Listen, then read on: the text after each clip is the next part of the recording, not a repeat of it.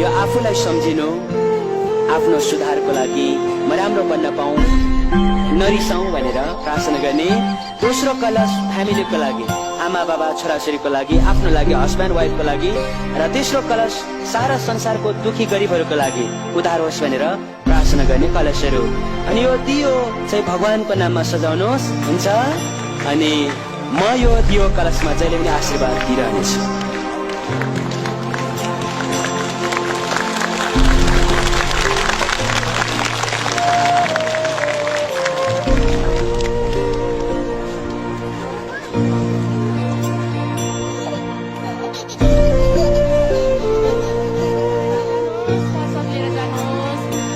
सगरमाथाको पानी बाँड्दैछौँ हामी, सगरमाथाको पानी लिएर जानुहोस्।